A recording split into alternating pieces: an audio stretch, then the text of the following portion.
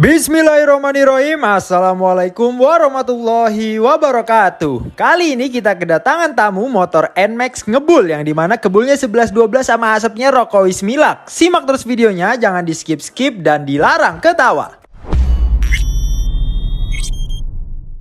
Motor ini belum pernah dioprek sebelumnya, sehingga part-partnya pun masih standar. Motor ini ngebul dikarenakan terjadi kebocoran di ruang bakar, sehingga olinya masuk ke ruang bakar. Ini dikarenakan seal clamp-nya rusak, besti. Itulah mengapa servis bulanan itu sangat penting dilakukan setiap bulan, dan servis besar penting dilakukan setiap tahun. Karena penyakit-penyakit seperti ini tidak bisa terprediksi kalau nggak ada pengecekan rutin, besti. Langsung saja kita protolin part-part terkait untuk dilakukan pengecekan lebih dalam serta untuk melakukan pembersihan secara menyeluruh. Karena ada permasalahan dengan perolian, maka itu harus mengecek noken asnya, besti. Soalnya biasanya kalau udah ada masalah dengan oli, kita harus melihat ruang pembakaran yang ada sangkut pautnya sama oli juga pastinya. Salah satunya ya noken as ini, besti. Soalnya sering banget kedapetan noken as tuh rusak berdasarkan pengalaman aja nih. Tapi alhamdulillah noken asnya tidak ada permasalahan, besti. Jos ngeng, nggak jadi totalan lebih dah ya. Hai.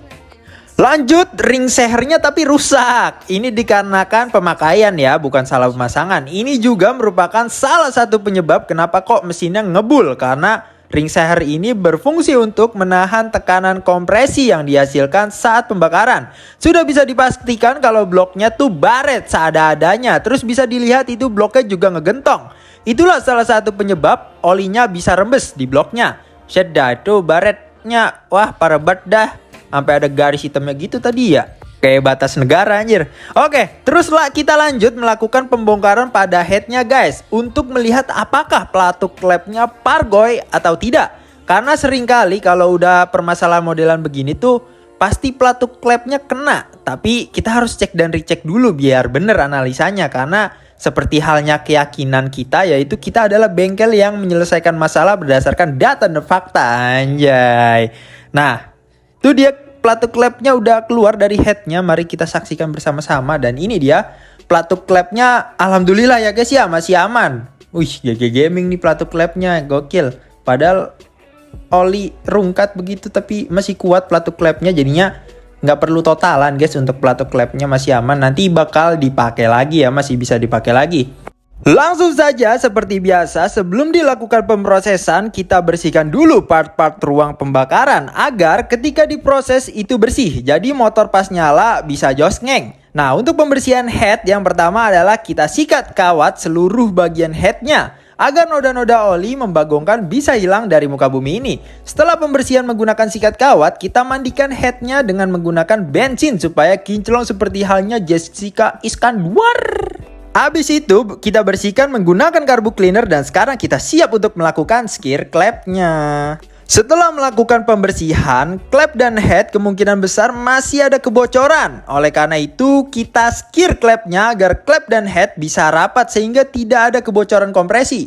Karena bloknya sudah amsyong seadanya, tadi ya retak semua kayak bekas tampolannya Saitama, maka kita ganti baru guys, Orino KW-KW. By the way ini blok standar ya, karena orangnya memang sukanya standar untuk mesin. Doi paling nanti cuma minta tarikannya responsif guys. Oke, kita buatkan motor standar yang tarikannya secepat buruk. Langsung saja mari kita pasang semua part-partnya agar motor kembali normal. Jangan lupa packing diganti baru, terus kalau kita dikasih lem dikit supaya jos ngeng. Setelah itu langsung kita aplikasikan aja packingnya sekalian sama bloknya. Usyada, ini bloknya kinclong sendiri, yang lainnya burik semua ya. Skinclong bihun dah pokoknya dah.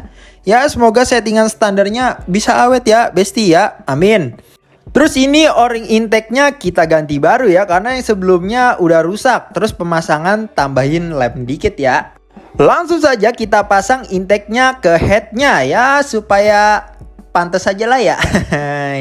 Setelah itu langsung saja kita pasang headnya ke motornya. Untuk pemasangan terkait permesinan jangan sampai ada yang kebalik besti. Kalau ada yang kebalik ya malah rungkat seadanya bos. Uset dah. Baru kita turun mesin malah turun mesin lagi, kan jadi nggak enak gua.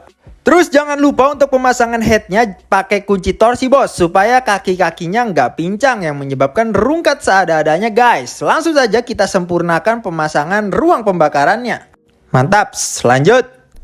Kita beralih ke bagian perinjeksiannya besti. O-ring dari si injektornya rusak kalau dibiarin, ntar ada kebocoran pas penyemprotan bahan bakarnya. Jadi mau nggak mau harus kita ganti ya guys ya. Karena turun mesin, otomatis perinjeksiannya pun akan kita servis juga. Mohon maaf, di video ini tidak ada scene pembersihan perinjeksiannya. Namun yang jelas pembersihan injeksinya sama seperti biasanya, yaitu pembongkaran di bagian TB-nya dan perebusan injektornya. Lalu kita bersihkan dengan bensin di step pertamanya, lalu kita bersihkan dengan carbo cleaner di step keduanya. Insya Allah dengan cara itu perinjeksian jadi bersih dari noda-noda yang menghambat kerja motor. Dan yang terpenting itu membuat partnya kinclong besti. Lalu tonjokan rantai keteng harusnya nggak ambles kayak yang di video. Soalnya kalau ambles bisa mentalin rantai keteng yang akhirnya bisa bikin klep sama seher mentok. Itu bahaya banget besti, kudu diganti baru dan tentunya harus kita ganti ori ya guys ya. Tentu saja kita ganti ori no KW-KW. Setelah permesinan selesai, kita beralih ke persevitiannya besti. Owner minta untuk CVT-nya di upgrade supaya tarikannya jos jospar. Langsung saja kita pretelin satu-satu partnya besti. Pakai impact dong, yoi. Setelah partnya sudah terpretelkan, mari kita sidak part-part apa saja ya yang membanggongkan sekarang. Nah, ini dia permasalahannya. Persivitiannya bocor oli, terus di pulley slidingnya dipakein bearing juga. Mungkin menurut doi tujuannya supaya pernya muter, tapi menurut bengkel kita itu nggak bagus dan nggak berfungsi. Karena seharusnya per CVT itu nggak harus muter memang. Ya itu pendapat kita ya, dipakai monggo, nggak dipakai juga ya monggo.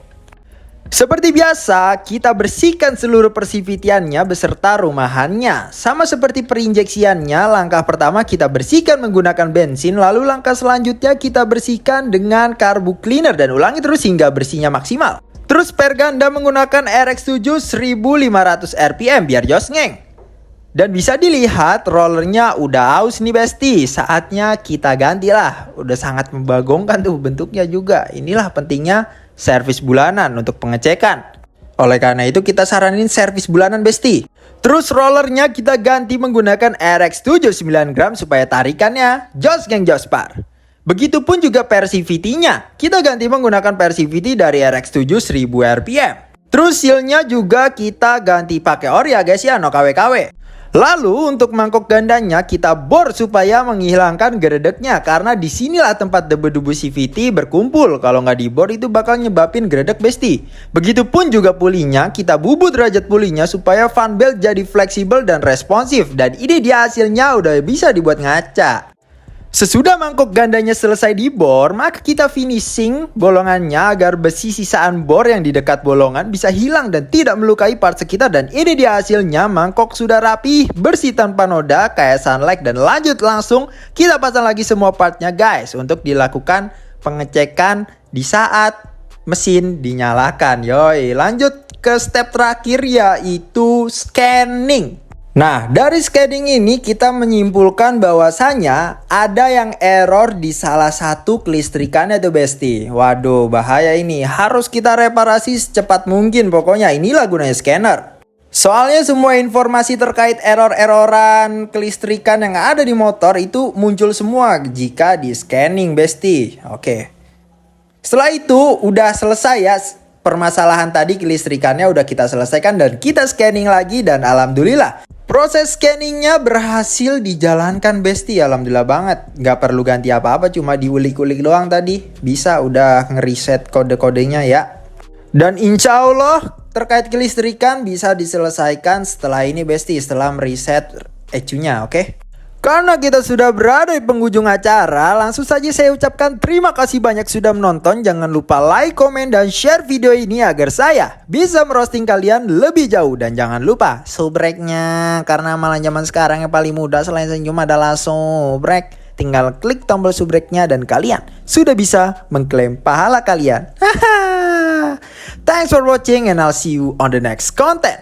Mari kita ucapkan salam andalan kita, salam jos geng jospar. Wassalamualaikum warahmatullahi wabarakatuh.